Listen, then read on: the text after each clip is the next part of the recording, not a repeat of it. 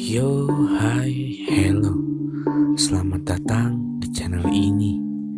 Di sini saya akan menceritakan kisah rumah berhantu anak kecil yang konon katanya selalu mengganggu dan telah memakan banyak korban.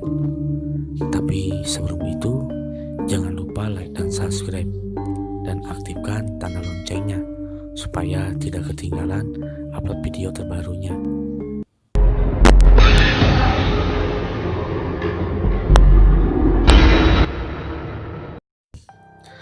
Berkisah dari sepasang suami istri, Diego dan Susana, yang mempunyai satu orang anak yang bernama Tasya.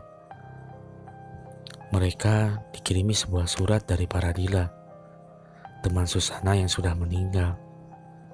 Surat tersebut adalah sebuah wasiat yang berisi bahwa Paradila meminta kepada Susana untuk menjual rumahnya dan disumbangkan kepada panti asuhan.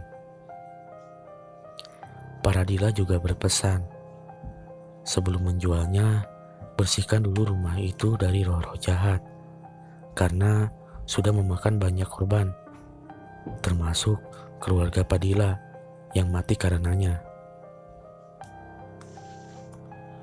Rumah itu adalah rumah angker yang dihuni hantu anak kecil, yang mati karena terjatuh masuk ke sebuah penggorengan.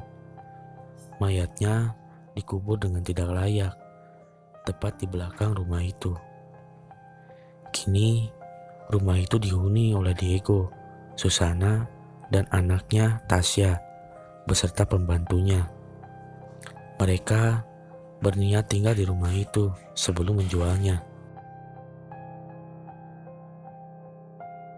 Setelah mereka tinggal, seorang tukang kebun datang menghampiri Susana.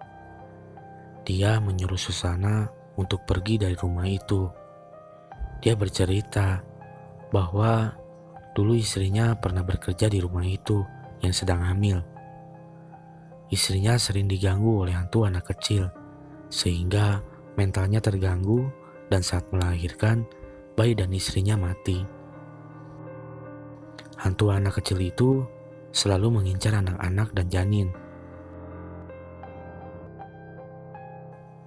Susana yang mendengar cerita itu mencoba membicarakan dengan suaminya saat dia pulang kerja.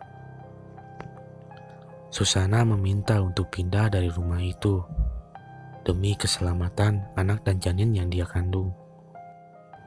Pada saat itu juga, si Bibi yang merupakan pembantunya datang menghampiri mereka untuk pamitan pergi dari rumah itu.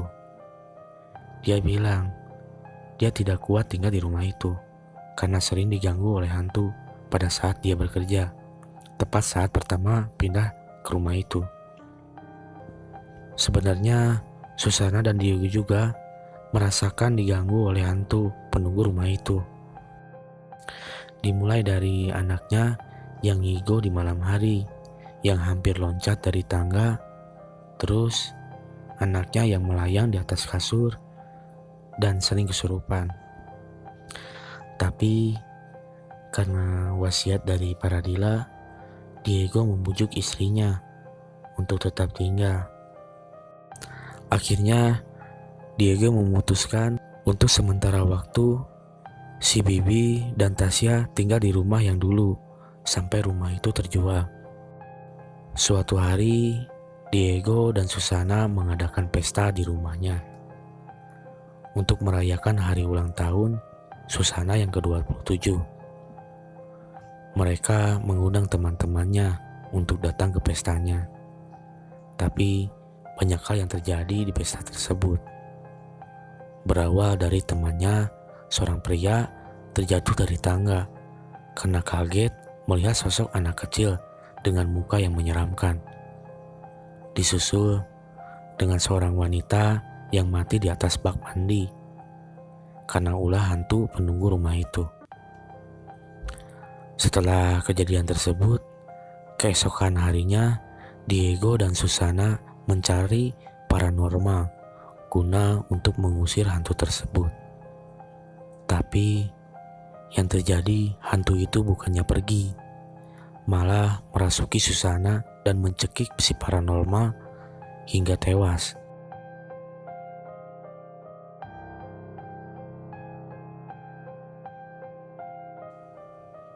Keesokan harinya, Diego yang tadinya ingin tetap tinggal di rumah itu karena wasiat dari Paradila, meminta Susana untuk pindah dari rumah itu.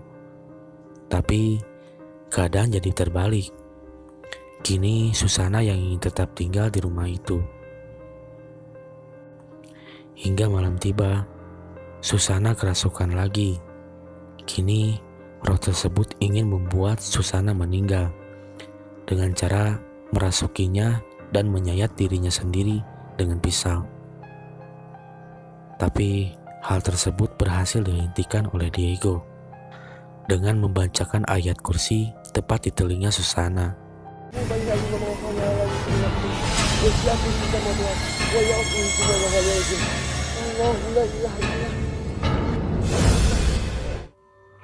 Susana yang terkujur lemas dan masih dirasuki oleh roh jahat itu mencoba berbicara dengan Diego. Roh tersebut meminta untuk mengubur jasadnya dengan layak. Selintas, bayangan muncul di pikiran Diego. Seorang anak kecil yang dikubur dengan tidak layak.